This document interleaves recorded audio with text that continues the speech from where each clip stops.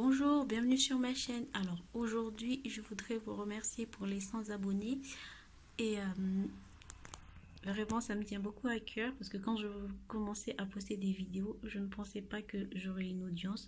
Donc merci beaucoup. Alors pour cette occasion, je me suis dit je vais vous présenter des orchidées qui m'ont beaucoup appris et qui ont une valeur sentimentale à mes yeux. Donc on va commencer par celle-ci, l'une des premières que j'ai achetées. Parce que la première orchidée que j'ai achetée, c'était une phalaenopsis.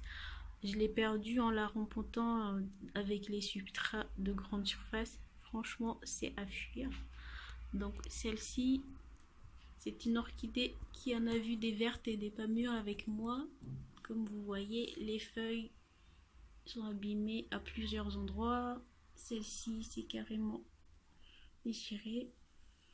Alors c'est parce que elle tombe beaucoup à cause de son poids. Vous voyez, elle a quand même de très grandes feuilles. Donc j'ai fini par mettre une pierre pour la stabiliser un peu.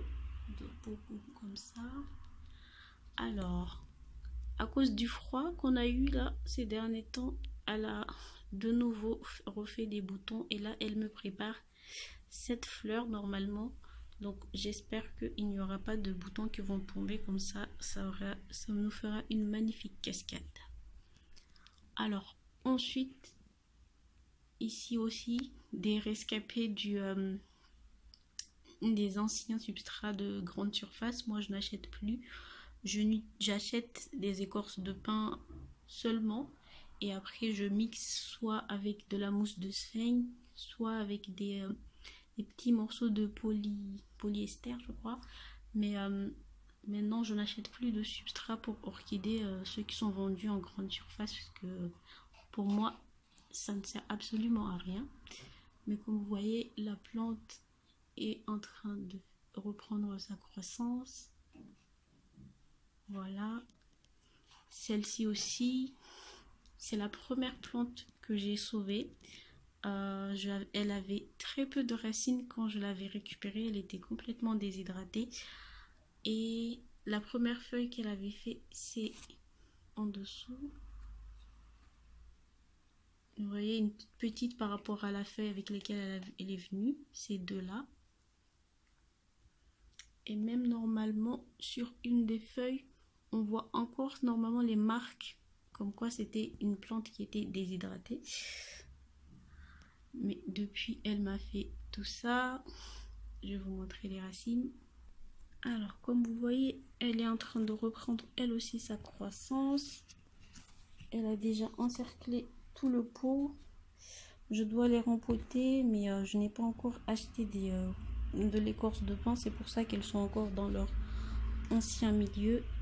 Mais comme vous voyez, celle-ci, elle commence même à déborder.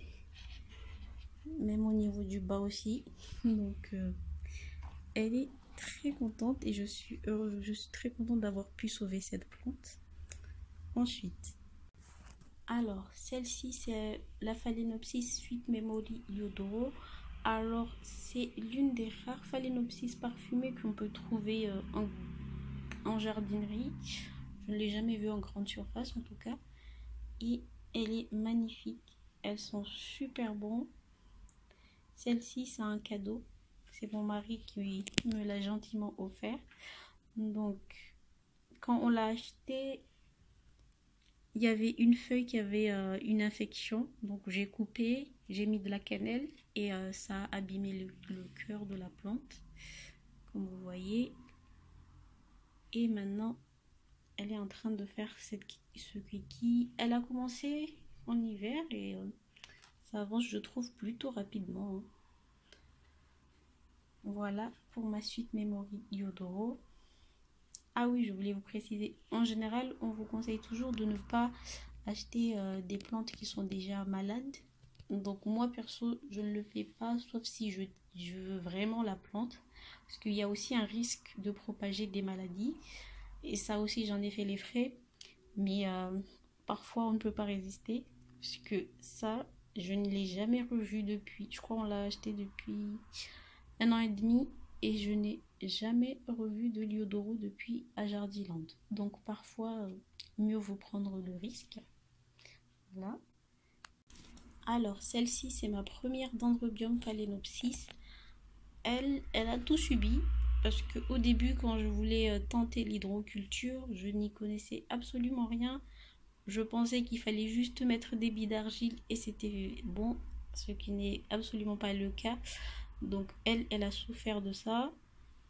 Elle a quand même produit 7 pousses là, mais elle n'a pas pu produire de racines. Donc je me suis dit j'allais arrêter les frais parce que j'avais déjà perdu presque toute la plante. Il ne restait plus que ça. Et j'ai mis en mousse de Sveng et depuis elle se remet petit à petit. Elle commence à avoir des racines. On voit au fond, normalement, il y a des racines.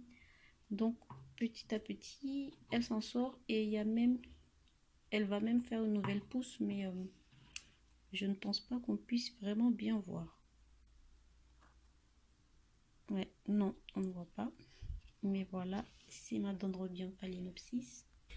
Alors, vu que je veux vous présenter d'autres plantes, je vais séparer la vidéo en deux, sinon ça sera vraiment trop long. Donc, on se retrouve tout à l'heure pour la deuxième partie.